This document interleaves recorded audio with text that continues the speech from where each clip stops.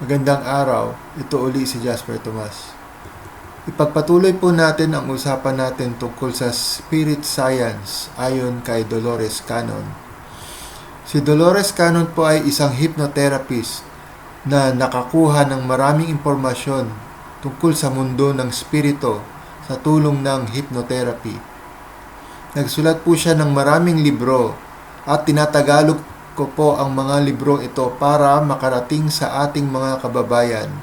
Ang kwento na sumusunod ay galing sa librong Convoluted Universe, Book 1, Chapter 1. Sisimulan po natin ngayon ang kwento ni Linda at ang past life niya bilang si Prinsipe Bartolomeu. Mahigit 500 taon nang nakakaraan. Noong 1989, nag-seminar si Dolores Cannon sa Arkansas, USA, para i-promote yung bago niyang libro, Conversations with Nostradamus. Nung nabalitaan ni Linda na may seminar si Dolores malapit doon sa kanila, naramdaman niyang hindi pwedeng hindi siya pumunta. Hindi niya maintindihan kung bakit. Doon sa seminar, halos hindi niya mapigilan ang kagustuhan niya na makausap si Dolores. Pakiramdam niya na meron siyang napakahalagang bagay na kailangan sabihin kay Dolores, pero di niya alam kung ano. Pagkatapos ng seminar, pumila ang mga tao upang humingi ng autograph kay Dolores at humingi ng hypnosis session. So, pumila si Linda. Nung nando na siya sa harap ni Dolores, tinanong siya ni Dolores, "Bakit mo kailangan ng hypnotherapy session?" Wala siyang maibigay na dahilan. Wala naman siyang problema o sakit o tanong na kailangan ng hypnotherapy. So, binigay na lang niya yung calling card niya. Siyempre, sa dami ng mga taong kausap ni Dolores nung araw na yun, hindi na niya natandaan si Linda. Nilagay na lang niya yung calling card ni Linda sa bag niya at nakalimutan na niya si Linda. Ngunit, may plano ang tadhana. Si Janice ang number 1 na kliyente ni Dolores. Sa dami ng impormasyon na nakuha ni Dolores mula kay Janice, nakabuo siya ng libro, The Custodians. Yun pala, magkaibigan si Janice at si Linda. Pagkatapos ng 2 taon mula ng seminar, nakiusap si Linda kay Janice na kausapin niya si Dolores dahil gustong-gusto niya talaga na magkaroon ng hypnotherapy session. Nung una, akala ni Dolores na ordinaryong session lang to.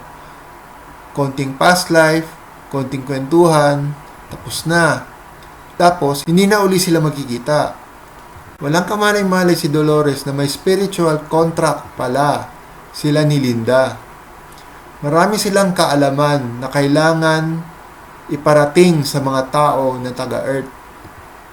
So, dumating ang araw na nakahiga na si Linda sa klinik ni Dolores. Nakapikit na ang kanyang mga mata at nakahypnotize na siya. Tinanong ni Dolores kung anong nakikita niya. Siyempre, nasa loob lang to ng imagination ni Linda. Sabi ni Linda na meron siyang katawan na lalaki. Bata siya, mga 20 taong gulang. Nasa gubat, nagpuputol ng puno para gawing panggatong. Hindi niya kailangan gawin to. Gusto lang niya gawin. Tinanong ni Dolores kung anong nakikita niya sa paligid niya. Merong castle. Siya pala ay anak ng isang hari. Siya si Prinsipe Bartolomeu. Pero hindi siya interesado sa buhay ng prinsipe. Siya ang bunso. Kaya hindi siya magiging hari balang araw. Mas gusto niya mag-aral. Gusto niya na pag-aralan ng araw, ang buwan, mga bituin. At dahil dito, ang tingin sa kanya ng mga tao ay baliw. Sa panahon na ito, hindi pa naimbento ang astronomy o science. Hindi pa naimbento ang pag-aaral o eskwelahan. Sa panahon nila, akala ng mga tao na ang mga bituin ay mga kalat-kalat na piraso ng buwan.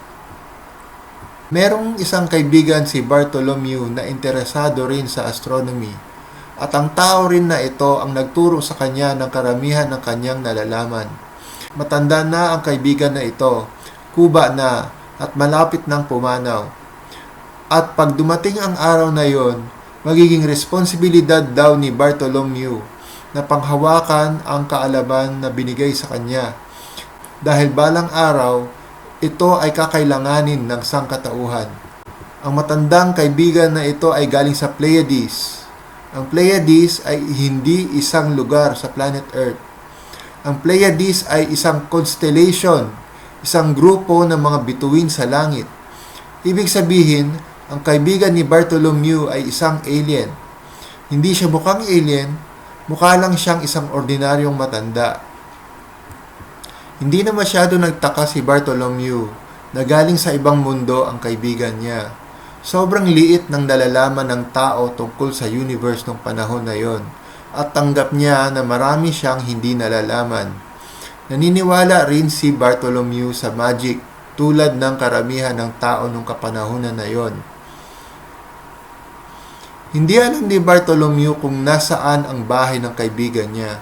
Basta na lang ito nagpapakita sa kanya paminsan-minsan kapag siya ay mag-isa. Nung una silang nagkakilala, nasa gubat si Bartholomew, nagpapahinga. Bigla na lang nagpakita ang matanda at sinabing, "Naglakbay ako ng malayo para turuan ka tungkol sa mga bagay na hindi mo ma-imagine." Sabi ni Bartholomew, "Bakit ko aaralin yan?" Ang sagot ng matanda, "Dahil ito ay tinakda." Sabi ni Bartholomew, "Gagawin ko kung anong gusto ko." Sagot ng matanda, "At gugustuhin mong aralin ito." Pumayag si Bartholomew dahil alam naman niya sa puso niya na totoo ang sinabi ng matanda na gusto niyang mag-aral. Halos araw-araw silang nagkita ni Bartholomew. Ang dami niyang dapat matutunan at napakaikli ng panahon. At ang karunungang ito ay hindi daw pwede isulat dahil ang libro ay pwedeng sunugin. Ang kaalaman na ito ay dapat manatiling buhay. At pagkatapos pumanaw ng kanyang guro, ay maglalakbay si Bartholomew sa maraming bansa upang maghanap ng kanyang estudyante kung kanino niya ipapasa ang kaalamang ito. Tinanggap ni Bartholomew ang responsibilidad na ito. Para sa kanya, malaking karangalan para mapili na tagapaghawak ng kaalaman. Tanggap din niya na hindi niya kailangan itong sulatin dahil pagdating ng tamang panahon, sarili na lang babalik lahat ang kaalaman na parang magic. Pagkatapos nito, ay sinabi ni Dolores kay Linda na mag-fast forward siya papunta sa isang mahalagang araw sa buhay na ito. Nagulat siya sa sagot. Sabi ni Linda na nasa katauhan ni Bartholomew, "Ako ay naglalakwatsa sa universe. Ako ay papunta sa isang lugar kung saan ituturo ko ang aking kaalaman. Ako ay nasa isang maliit at hugis oblong na kwarto at wala akong kasama. Hindi ko kailangan mag-drive. Kusa na lang itong tumatakbo.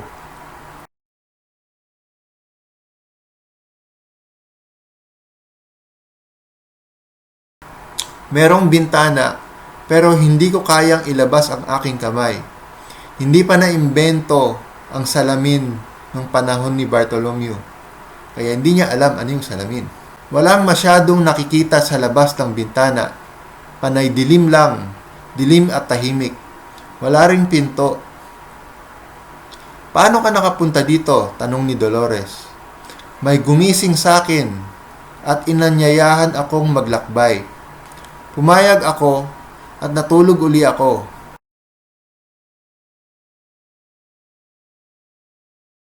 At napunta ako dito. Hindi ko alam paano ako napunta dito.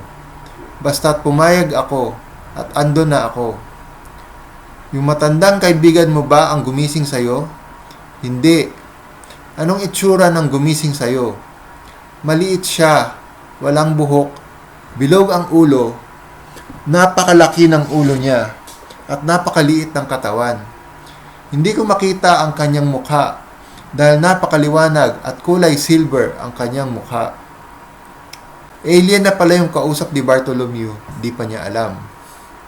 Tumingin pababa si Linda, pero nakapikit pa rin ang mata niya. Sabi niya, Meron akong suot na sinturon, isang malaking sinturon, makapal at mainit-init at kulay silver din. Hindi ko alam kung para saan itong sinturon na ito. Kakaiba siya kasi walang dulo, walang bakal. Hindi ko rin natatandaan na nagsuot ako ng sinturon. Ngayon lang napansin ni Bartholomew na meron siyang suot na hindi lang sinturon kundi isang buong suit na parang space suit. Again, hindi alam ni Bartholomew kung ano yung space suit. Basta't meron siyang isang silver na suot mula ulo hanggang paa at hindi magkahiwalay yung shirt at pantalon at sapatos. Pagkatapos nito ay tila may naririnig na boses si Bartholomew at ine-explain sa kanya kung ano ang gagawin niya doon kung saan siya papunta. Doon niya makikilala ang estudyante niya na matagal na niyang hinahanap. Walang nahanap na estudyante si Bartholomew sa Earth.